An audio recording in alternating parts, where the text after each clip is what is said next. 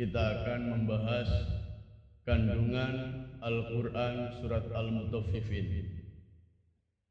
Surah Al-Mutaffifin menurut urutan mushaf Al-Quran yang kita kenal adalah surah yang ke-83. Surah ini termasuk surah Makkiyah, tapi masih diperselisihkan oleh ulama tentang statusnya, apakah itu Makkiyah ataupun Madaniyah.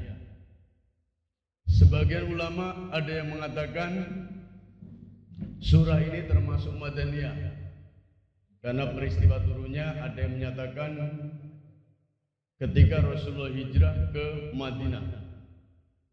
Kemudian jamaah rahimakumullah, ada ulama yang menggabungkan surah ini termasuk Makkiyah dan Madaniyah. Tetapi ini sebetulnya tidak terlalu penting, hanya sebagai wawasan kita, karena tidak mengurangi kandungan dan isi yang terdapat dalam Al-Quran surat Al-Mutaffifin. Al-Mutaffifin itu maknanya adalah orang-orang yang curang. Peristiwa turunnya ayat ini, jamaah rahimakumullah, surah ini sebagaimana yang diriwayatkan oleh Imam Nasai dan Ibnu Majah dengan sanad yang sahih, yaitu dari Ibnu Abbas. Mereka berkata, lamma qaddama Nabi sallallahu alaihi wasallam al-Madinah. Ketika Rasulullah sallallahu alaihi wasallam tiba di Madinah, penduduk pada saat itu adalah orang yang paling mengurangi takaran atau timbangan. Jadi penduduk di Madinah pada saat itu mayoritas atau banyak orang yang melakukan kecurangan, yaitu pengurangan takaran atau timbangan. Lalu Allah pun menurunkan ayat fa anzalallahu wailul lil mutaffifin. Celaka lil mutaffifin bagi orang-orang yang curang. Fakhassinul kaila ba'da dzalika. Maka kemudian setelah turun ayat itu, penduduk Madinah baik di dalam menakar dan menimbang dengan baik. Bapak Ibu jamaah rahimani wa rahimakumullah. Kemudian surah ini di samping namanya Al-Mutaffifin, nama lain adalah At-Tatfif, mengurangi timbangan sedikit, maksudnya tatfif itu tidak banyak. Kita masuk pada ayat yang pertama. Allah Subhanahu wa taala menyatakan a'udzubillahi minasyaitonir rajim. Wailul lil mutaffifin. Kecelakaan besarlah bagi orang-orang yang curang. Bapak Ibu jamaah rahimakumullah, wailun itu maknanya ada dua. Sempat kita singgung di sini juga. Wailun itu adalah nama suatu lembah yang ada di neraka. Ini sesuai dengan yang dinyatakan oleh Ibnu Abbas. Yang namanya wail itu kata beliau adalah innahu wadi fi jahannam. Sesungguhnya wail itu adalah suatu lembah, wadi fi jahannam, di dalam neraka, yasilu fihi sodi, yang mana di dalam lembah tersebut itu isinya seperti air yang mengalir, tapi sebetulnya adalah nanah yang panas. Itu wail. Kemudian yang kedua, makna wail itu adalah celaka, yaitu kalimat azab atau ancaman. Ini yang sering kita ketahui. Jadi ketika memaknakan wailun, lembah yang ada di jahanam, berarti lil mutaffifin, orang yang berbuat curang itu tempatnya nanti di sana, wail. Ada orang mengatakan neraka wail. Wail itu tempat orang-orang yang berbuat curang. Kemudian wailun ketika celaka, maka maknanya kecelakaan besar, itu azab. kalimat adab atau ancaman. Orang yang melakukan kecurangan itu celaka besar, bukan celaka kecil. Kemudian ditafsirkan di sini apa yang dimaksud melakukan kecurangan? Alladzina idaktalu 'alan nasi yastawfun, yaitu orang-orang yang apabila menerima takaran dari orang lain mereka minta dipenuhi. Ini saya jelaskan misalnya jamaah rahimakumullah. Aktalu itu takaran, kain. Jadi ada takaran, ada wazan, timbangan. Alladzina idaktalu 'alan nasi yastawfun. Mereka itu adalah yang dikatakan lil mutaffifin, adalah orang-orang yang apabila menerima takaran dari orang lain mereka minta dipenuhi. Misal kita membeli sesuatu, penjualnya sudah menimbang atau menakar, takaran itu ini sekilo, sudah cukup. Yang beli ini minta dilebihkan, tolong lebih, itu sudah masuk di sini, masuk celaka. Misalnya kita beli jeruk, sudah ditimbang sama pedagangnya 1 kilo. Dia minta dicukupkan. Yastawfu itu minta tercukupkan. Cukup dalam arti bisa lebih. Ambil tomat atau jeruk 1. Itu sudah masuk wine. Maka kita beli itu tidak usah cerewet. Beli, minta dilebihkan, itu nggak boleh. Kecuali pedagangnya melebihi, itu keutamaan. Yang bagus begitu. Kadang kan orang beli kan, tolong diangeti. Ibu-ibu biasanya diangeti, ambil jeruk, tambahin, melebihi timbangan, itu masuk di sini. Kan takfif itu maknanya mengurangi timbangan sedikit saja. Kalau dalam beberapa riwayat itu tidak lebih dari segenggam. Kemudian kebalikannya, wa idza kaluhum aw wajaduhum yuksirun, dan apabila mereka menakar atau menimbang untuk orang lain mereka mengurangi. Ini pedagang yang seperti ini diancam oleh Allah Subhanahu wa taala. Wailun, orang itu celaka, kecelakaan besar. Kalau dia menimbang pada orang, dikurangi sedikit. Misal kilo 8 on, 9 on. Ini harus kita paham Bapak Ibu jamaah rahimakumullah. 1 kilo dikurangi setengah on. Wailun, kata Allah Subhanahu wa taala, celaka orang yang mengurangi takaran atau timbangan. Jadi ada 2. Yang pertama takaran, kail yang namanya bahasa Arab itu. Yang kedua timbangan. Ada timbangan digital, klasik dulu itu apa namanya, timbangan yang begini. Bebek ya, timbangan bebek di pasar itu ada. Itu timbangan, kalau timbelnya orang kami bilang itu timbel itu bandul apa namanya. Itu kalau sudah misalnya 1 kilo sama begini, itu timbangan. Nah ini kalau pedagang mengurangi sedikit saja nggak boleh, wailun, celaka dia. Kalau diterjemahkan lembah, dia nanti berada di lembahnya neraka jahannam. Yang mana al-wadi itu jamaah rahimakumullah yasilu fihi soti, mengalir nanahnya itu nanti menuju ke neraka. Kalau kemudian takaran itu misalnya tidak pakai timbangan, ukuran, misalnya apa, punya kan ada itu 1/4 kilo atau apa, takaran langsung hidup tumpuk, itu harus rata, tidak boleh kurang, menimbang. Nah inilah tipikal orang-orang yang berbuat curang di dalam hal ini. Nanti sekupnya lebih luas, itu kita itu sebetulnya berada dalam wazan timbangan. Ini yang harus kita pahami.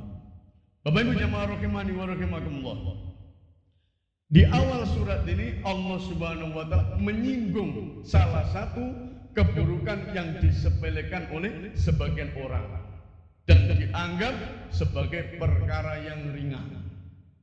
Masalah timbangan itu enggak ringan. Kalau takaran itu kan satuannya liter ya, liter. Kalau timbangan itu kilo, gram dan lain sebagainya. Dianggap sepele tapi berat resikonya. Karena Allah Subhanahu wa taala menganggap berat. Ringan atau berat Pak kalau timbangan, kasus timbangan? Berat. Orang menganggap iya setengah on. Tapi Allah menyatakan wailun, celaka. Kenapa dinyatakan seperti itu? Kenapa dinyatakan Allah itu berat? Ada yang tahu kenapa dinyatakan berat? Kurang dari timbangan. Wong setengah on ya Pak, pada apa-apa. Nah itu penjual enak dia ngomong gitu. Ada kezaliman di situ. Ada kezaliman. Hak orang lain diambil. Maka Allah tidak menginginkan yang seperti itu. Bapak Ibu jamaah rahimani wa rahimakumullah. Allah Subhanahu wa taala tidak menganggap ringan karena ada kezaliman, yaitu berkaitan dengan hak orang lain. Maka jamaah rahimani wa rahimakumullah, ada dua surat di dalam Al-Quran yang diawali dengan wail. Kalau pertengahan banyak. Di antaranya adalah surah ini wailul lil mutaffifin, yang kedua adalah wailul likulli humazatil lumazah. Dua-duanya berkenaan dengan hak orang lain. Bapak Ibu jamaah rahimahullah, wailun celaka likulli bagi tiap-tiap humazatil lumazah, pencela dan pengumpat. Alladzi jama'a malahu wa addada, yang mana orang ini mengumpulkan malan harta dan menghitung-hitungnya, menjadikan dia kikir. Pernah kita bahas di tafsir di masjid, sudah lewat. Alladzi jama'a malahu wa addada yahsabu anna malahu akhlada, mereka mengira hartanya itu mengekalkannya. Tidak, kata Allah. Suatu saat pasti engkau tinggalkan harta itu. Kala, sekali-kali tidak. Layum badanna fil khutama, sungguh kalian nanti akan diazab di neraka khutama ila akhir ayat. Maka jamaah rahimani wa rahimakumullah, tentang hak orang lain itu berat resikonya. Maka ada ulama kita yang mengatakan, berpegang dengan hadis, siapapun yang memakan haknya orang, kalau tidak kembali di dunia, ya di akhirat nanti kembali. Itu pasti. Tanah kita misalnya dipatok orang, diselesaikan nggak bisa, ya sudah, nanti di akhirat ini akan mikul 7 bumi. Pasti kembali hak kita itu. Kalau nggak di dunia, akhirat pasti kembali. Maka jamaah rahimani wa rahimakumullah, surat Al-Mutaffifin ini berkaitan dengan melanggar hak milik orang lain dari hal harta dengan melakukan kecurangan di dalam menimbang dengan cara menguranginya. Sedang Al-Lumazah berisi tentang orang-orang yang suka mengumpat dan mencela serta merendahkan harga diri orang lain. Kedua surat ini punya kesamaan berkaitan dengan hak orang lain. Yang satu berkaitan dengan harta orang lain, yang satu berkaitan dengan harga diri orang lain. Ini menunjukkan perkara ini sangat berbahaya. Kalau sudah mencakup hak orang lain itu resikonya besar. Hati-hati. Maka dalam suatu hadis yang rahimahullah, Rasulullah menyatakan, inna dima'akum wa amwalakum haramun alaikum, sesungguhnya darah dan harta kalian haram bagi sesama kalian. Kahurmati yaumikum hadza fi syahrikum hadza, sebagaimana haramnya hari ini, haramnya bulan ini, fi baladikum hadza, di negeri kalian ini. Maka dima'ukum wa amwalukum, darah dan harta kalian haram bagi sesama kalian. Ini mengambil hak orang lain. Sangat berbahaya jemaah rahimakumullah. Kelihatannya sepele, tapi di akhirat orang ngambil tanah sejengkal aja nanti suruh mikul. Kemudian yang lain-lain, meskipun amaliyah kita banyak, sering kita singgung di sini, kalau mencakup hak orang lain, selesaikan dulu. Maka di dunia minta ikhtilal. Maka jamaah rahimani wa rahimakumullah, hendaknya kita jangan sampai menggampangkan dosa ini, terutama yang berkaitan dengan hak-hak orang lain. Meskipun sama-sama berat, misalnya kita durhaka kepada Allah, tetapi dosa sama Allah itu lebih ringan. Karena Allah Maha Pengampun. Tapi kalau sesama manusia, bertetangga misalnya, hak tetangga kita ambil. Mungkin di dunia ini dia tidak bisa nuntut, karena pengadilan yang sempurna tidak ada di dunia ini. Tapi di akhirat kisos itu berlaku. Allah yang akan menghakimi. Bapak Ibu jamaah rahimani wa rahimakumullah. Maka Sufyan Tsauri beliau menyatakan, illa kita Allah Ta'ala bisab'ina dzamban. Bayangkan jemaah, jika engkau bertemu Allah meninggal dunia membawa bisab'ina dzamban, 72 dosa. Kata beliau, fima bainaka wa bainallah, dosa antara engkau dan Allah ahwana alaika min andal qahu bi dzambin wahidin fima bainaka wa bainal ibad. Itu lebih ringan bagimu daripada engkau bertemu dengan Allah dengan membawa satu dosa antara engkau dengan hamba-Nya. Perbandingannya 72 dosa kita sama Allah jamaah rahimakumullah dibanding satu dosa kita dengan manusia, itu lebih berat kita menghadap Allah. Dan di akhirat dirham dinar tidak laku, yang laku amal kita. Yang laku amal kita, Bapak Ibu jamaah rahimakumullah. Maka ada hadis sering sampaikan di sini jamaah rahimakumullah, itulah yang disebut orang-orang yang bangkrut atau muflis. Sepele masalahnya jamaah rahimakumullah, mengambil hak orang lain. Adadruna minal muflis, qalul muflis fina man la dirham lahu wala mata. Ketika Rasulullah SAW menyatakan siapa orang yang pailit itu, orang yang bangkrut itu, sahabat sudah menyatakan orang itu tidak mempunyai dirham maupun harta benda. Tapi Nabi SAW menyatakan, berkata, ini sering kita ingatkan jemaah rahimakumullah, muflis itu orang yang pailit dari umatmu, ialah orang itu datang pada hari kiamat membawa pahala sholat, bawa pahala puasa, bawa pahala zakat, namun ketika dia di dunia dia mencaci atau salah menuduh orang lain, mencaci orang lain, kedzaliman. Kemudian jemaah rahimakumullah, makan harta orang lain, menumpahkan darah, memukul orang lain tanpa hak, maka orang-orang itu akan diberi pahala dari kebaikan-kebaikannya. Mungkin orang itu tidak tahu, tapi Allah tahu. Kita mengurangi timbangan seorang. Orang yang membeli nggak tahu, tapi Allah tahu. Maka akan dikembalikan nanti. Engkau telah mendolimi ini sekian. Maka jemaah rahimahullah, takfif itu pengurangan sedikit saja, tidak banyak. Tapi resikonya wail, kata Allah Subhanahu wa taala, celaka. Lembah yang berisi nanah yang panas. Kalau pedagang lebih baik melebihi. Tapi yang beli jangan minta lebih. Minta lebih diancam wail.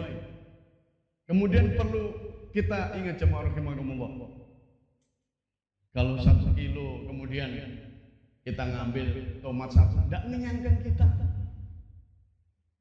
Padahal tomat 1 aja atau jeruk 1 aja, bahwa tidak mengenyangkan kita, tapi resikonya wail. Kalau tomat sekilo itu banyak ya? Banyak tomat sekilo. Ya pepaya saja kan 1 aja, jeruk 1 enggak mengenyangkan kita. Demikian juga bagi pedagang, kurangi sedikit. Karena ikannya besar-besar, misalnya ambil ikan kecil.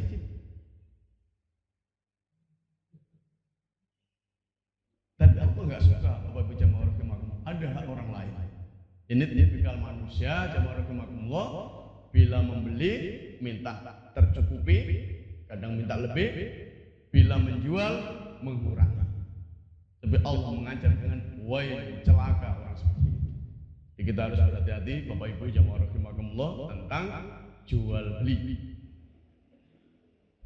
Kemudian Allah Subhanahu wa taala menyatakan walladzina yu'dzunal mu'minina wal mu'minat, dan orang-orang yang menyakiti orang-orang mukmin dan mukminat tanpa kesalahan yang mereka perbuat, bighairi maktasabu faqad iktamalu buhtana wa itsman mubina, maka sesungguhnya mereka telah memikul kebohongan dan dosa yang nyata. Ini kalau kita menyakiti orang, sesama orang beriman masih saling menyakiti, apalagi terhadap orang lain yang tidak beriman. Bapak Ibu jamaah rahimakumullah, ini resikonya sangat berat. Kemudian kita ulangi lagi jamaah rahimakumullah. Jadi alladzina idza qalu ala nasi yastawfun, itu yang dikatakan orang celaka. Orang-orang yang apabila menerima takaran atau membeli dari orang lain, mereka minta dipenuhi, bahkan minta dilebihi. Wa idza kaluhum aw wazanuhum yuksirun, dan apabila mereka menakar atau menimbang untuk orang lain, mereka minta dikurangi. Bapak Ibu jamaah rahimani wa rahimakumullah, masalah mengurangi timbangan itu bukan perkara yang ringan. Bahkan perkara ini adalah termasuk sebab dihancurkannya kaum Madian. Masih ingat kaum Madian itu siapa? Masih ingat? Kaumnya siapa? Kaum Madian. Kalau Hud, wah banyak yang lupa. Ya inilah kita ini. Madian itu kaumnya Nabi Syuaib. Sebab dihancurkannya kaumnya Nabi Syuaib itu tidak lain adalah dia termasuk di samping menyekutukan Allah, dia juga mencurangi timbangan, mengurangi timbangan. Wa ila Madyana akhahum Syuaiba, dan kepada penduduk Madian kami utus saudara mereka Syuaib. Ia berkata, hai kaumku, qala ya qaumi ibudullah, beribadalah kamu pada Allah, malakum min ilahin ghairih, sekali-kali tiada Tuhan bagimu selain Dia Allah. Wala tangkusul mikyala wal mizan, dan janganlah kamu kurangi takaran dan timbangan. Inni arakum bi khairin wa inni akhafu alaikum adzab yaumin muhit. Sesungguhnya aku melihat kamu dalam keadaan yang baik, mampu, dan sesungguhnya aku khawatir terhadapmu akan azab hari yang membinasakan engkau. Kaumnya Nabi Syuaib, Madian, itu juga terbiasa mengurangi takaran atau timbangan. Akhirnya diazab oleh Allah Subhanahu wa taala. Habis. Bapak Ibu jamaah rahimakumullah. Maka ini sangat berat. Kemudian dalam surah Al-Isra dijelaskan, wa auful kaila idza kiltum wazinu bil qistasil mustaqim, dan sempurnakanlah takaran apabila kamu menakar. Kalau tidak pakai timbangan, takaran, sempurnakan. Dan timbanglah dengan neraca yang benar. Kata Allah Subhanahu wa taala, dzalika khairu wa ahsanu ta'wila. Itulah yang lebih utama bagimu dan lebih baik akibatnya. Ini Allah Subhanahu wa taala mengingatkan kepada kita. Dalam ayat yang lain, saya ambil tengah-tengah. Wa auful kaila wal mizana bil qisti, dan sempurnakanlah takaran dan timbangan dengan adil. Ya, resikonya berat jamaah rahimakumullah tentang timbangan ini. Kemudian dalam surah Ar-Rahman, wa aqimul wazna bil qisti wa la tukhsirul mizan, dan tegakkanlah timbangan itu dengan adil dan janganlah kamu mengurangi neraca itu. Jadi persoalan timbang menimbang, takar menakar, ini resikonya sangat berat jamaah rahimakumullah. Dan Dan di dalam Islam jamaah rahimakumullah, setiap kecurangan, pengelabuan, penipuan itu tidak boleh di dalam Islam. Jadi bukan sekedar curang saja, mengelabui itu pun termasuk bagian curang, menipu tidak boleh jamaah rahimakumullah. Rasulullah SAW suatu ketika operasi pasar, bahasa sekarang itu, ada suatu pedagang jamaah rahimakumullah di hadis diriwayatkan Abu Hurairah. Beliau pada saat itu melihat pedagang menyembunyikan cacat atau keburukan dagangan. Gandum itu tepung kalau sekarang. Yang basah itu di bawah. Pas Rasulullah ini apa di bawah? Itu kena hujan wahai Rasul. Maka dalam hadis ini dari Abu Hurairah, anna Rasulullah sallallahu alaihi wasallam marra ala subrah ta'ami. Rasulullah melewati suatu pedagang dengan setumpuk makanan. Lalu beliau memasukkan tangannya ke dalam tumpuan makanan tersebut. Lalu beliau sallallahu alaihi wasallam mendapati jari-jari beliau ini basah.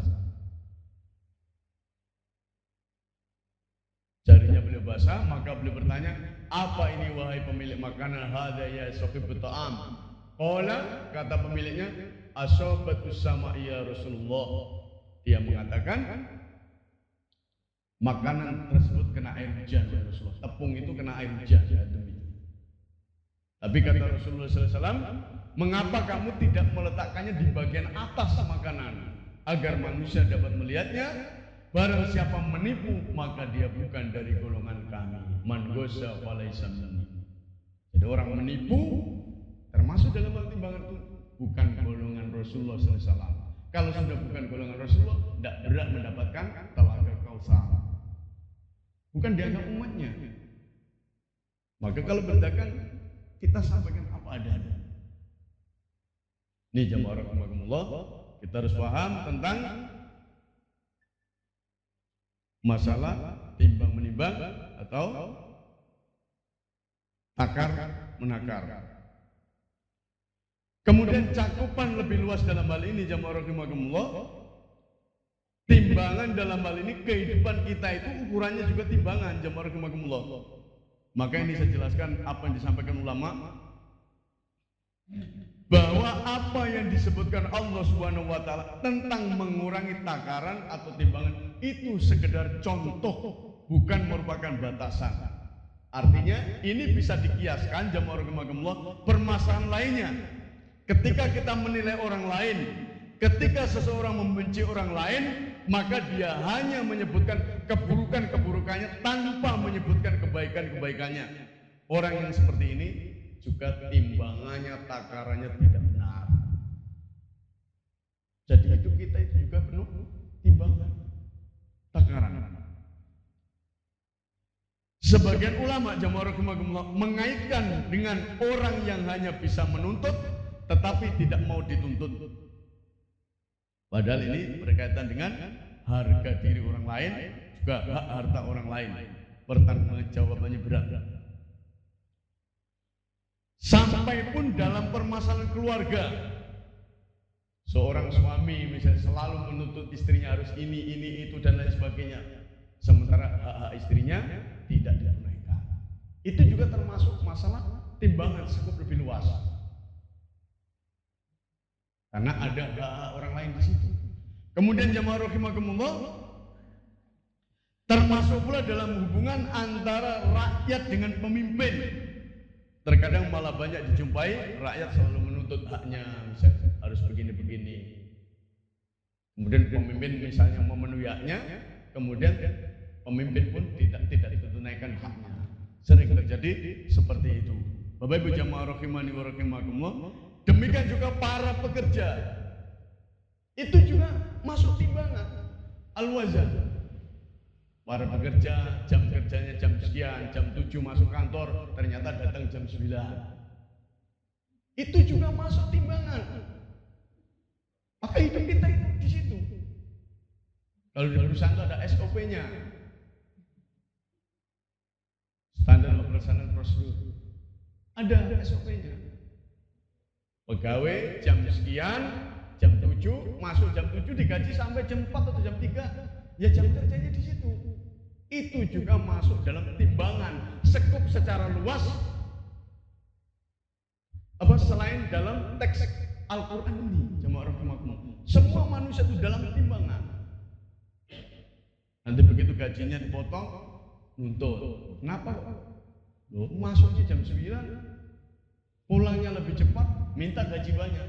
Nah, itulah manusia. Jamaah rahimakumullah, man manusia. Siapa man manusia lupa. Maka jamaah rahimakumullah, timbangan di sini secara tekstual ayatnya mencakup ini, tetapi lebih sekup yang luas. Kata ulama kita mencakup semuanya. Manusia diukur dengan timbangan. Maka kita harus berhati-hati jamaah rahimakumullah. Ada hak-hak orang lain yang terdapat di situ. Kemudian jamaah rahimakumullah, tidaklah orang-orang itu menyangka ala yadunnu ulaika annahum mab'utsun. Orang-orang yang curang itu, apakah dia tidak menyangka nanti akan dibangkitkan?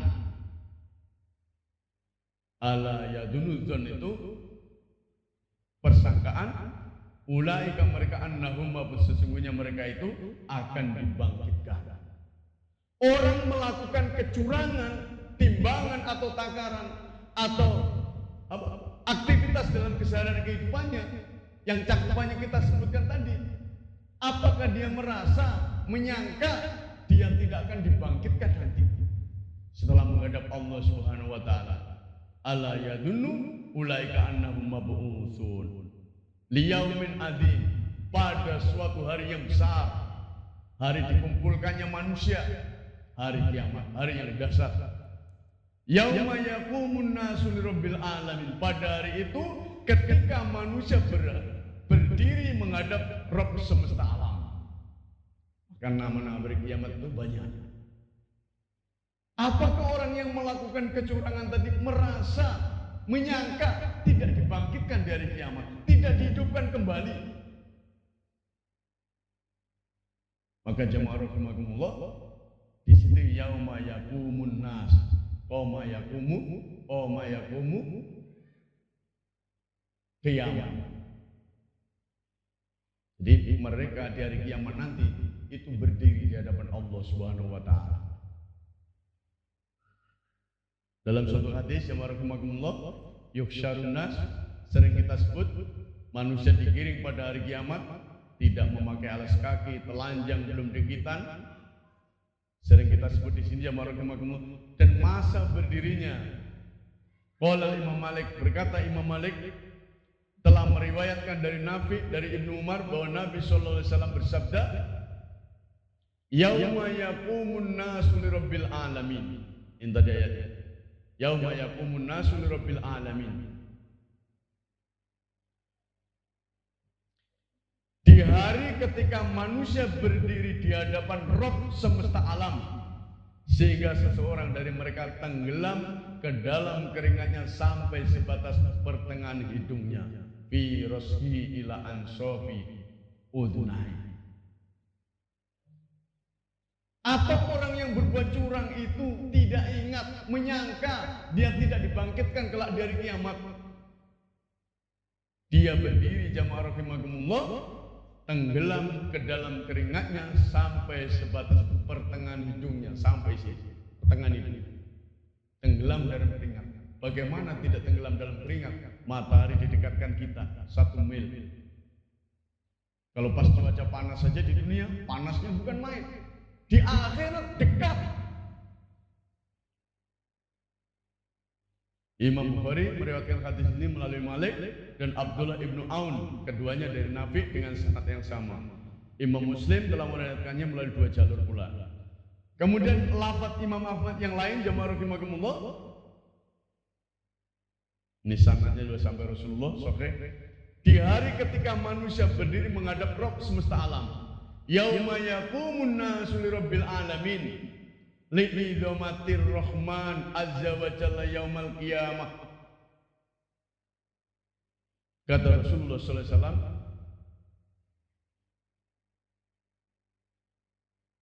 Karena kebesaran Rabb yang Maha Pemurah, sehingga sesungguhnya keringat benar-benar menenggelamkan orang-orang sampai batas pertengahan telinga mereka.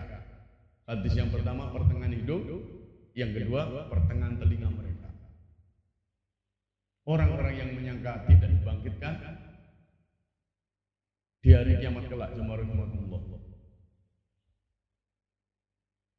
Nah, ini hadis yang menjelaskan matahari didekatkan semua hamba sampai jarak 1 atau 2 mil, sinar matahari memanggang mereka, maka keringat mereka sesuai dengan kadar amal perbuatan masing-masing. Disesuaikan amalnya masing-masing. Mereka ada keringatnya hanya sampai kedua mata kakinya, di antara mereka keringatnya sampai pada kedua lututnya, di antara mereka ada yang keringatnya sampai pada pinggangnya, dan di antara mereka ada yang benar-benar ditenggelamkan oleh keringatnya. Itulah yang akan dialami masing-masing orang sesuai dengan kadar amalnya. Kalau di dunia senantiasa mengurangi timbangan, mengambil hak orang lain, ya tentu dia akan mendapatkan yang setimpal. Kemudian dalam hadis lain disebutkan mereka berdiri selama 70 tahun tanpa ada yang berbicara. Pendapat yang lainnya berdiri selama 300 tahun, dan menurut pendapat yang lainnya 40.000 tahun, lalu dilakukan peradilan di antara mereka dalam masa yang lamanya 10.000 tahun. Nah, kadarnya tidak sama dengan di dunia. Fi yaumin kana miqdaru khamsina alfasana. Dalam sehari yang lamanya sama dengan 50.000 tahun menurut perhitungan kamu. Ini yang akan dialami orang-orang nanti kelak dari kiamat. Tetapi sekali lagi sesuai dengan kadar amalnya. Maka berbahagialah orang-orang yang beriman, jamaah yang mempunyai amal baik. Maka Rasulullah SAW pernah bersabda kepada Bashir Al-Ghifari, ini saya ambil dari tafsir Ibnu Katsir, apakah yang akan engkau perbuat di hari ketika manusia berdiri padanya selama 300 tahun menghadap kepada Tuhan yang menguasai alam semesta? Menurut perhitungan hari dunia, tiada suatu berita pun dari langit datang kepada mereka, dan tiada keputusan pun yang diperintahkan kepada mereka. 300 tahun. Bashir Al-Ghifari menjawab, hanya kepada Allah kami meminta pertolongan. Nabi Sallallahu Alaihi Wasallam bersabda, maka apabila kamu telah mengungsi di peraduanmu, mohonlah perlindungan kepada Allah dari kesusahan di hari kiamat dan hisab yang buruk pada waktu akan tidur. Mohon sama Allah Subhanahu wa taala agar dihindarkan dari hisab yang buruk. Inilah perlunya syafaat sama Rasulullah kelak di akhirat. Di samping syafaatul uzma, syafaat yang agung dari Rasulullah, perlu syafaat-syafaat lain. Al-Quran datang syafaati kita kalau kita biasa baca Quran. Al-Quran yang kita baca ngadep sama Allah, minta izin sama Allah untuk bisa mensyafaati pembacanya. Maka Rasul menyatakan, aqra'ul Quran, baca Quran. Innahu ya'ti yaumal qiyamah syafi'an li ashabi. Sesungguhnya Al-Quran datang kepada kalian orang yang membacanya. Maka Al-Quran jangan dibiarkan di rumah. Al-Quran banyak tapi penuh sawang. Sawang itu apa sawang? Apa balik dari sawang? Bahasa Indonesia. Sarang laba-laba banyak di rumah. Nah, bagaimana Al-Quran mau mensyafaati kita? Quran dijadikan hiasan, ayat kursi cuma ditempel di rumah untuk nolak jin. Padahal jinnya nggak takut ayat kursi. Imam Ahmad masih hidup jamaah rahimakumullah, hanya gapiaknya itu bisa ngusir jin. Ada dalam suatu taklim, orang ngadap ada Imam Ahmad, ada orang kesurupan. Imam Ahmad repot kasih gapiak, bawa itu sana, lari jinnya.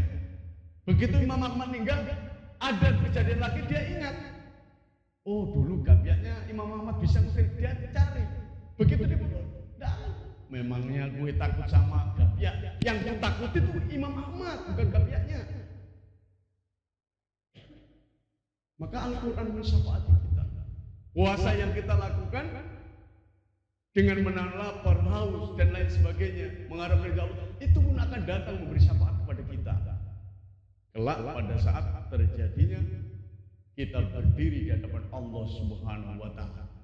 Bapak Ibu jamaah rahimakumullah. Maka bagi orang yang beriman, mereka merasa menunggu itu hanya dalam waktu yang singkat, walaupun ratusan tahun.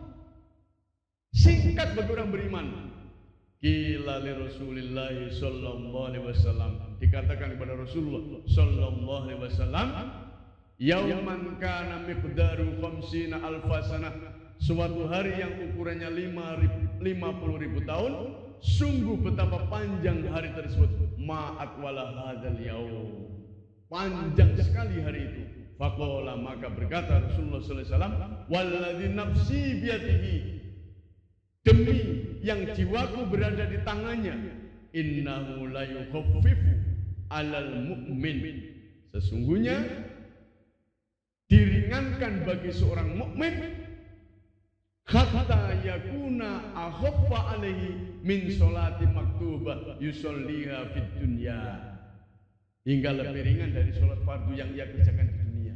Bayangkan jemaah ribuan tahun diibaratkan lebih ringan dari mengerjakan sholat fardu yang ia kerjakan di dunia.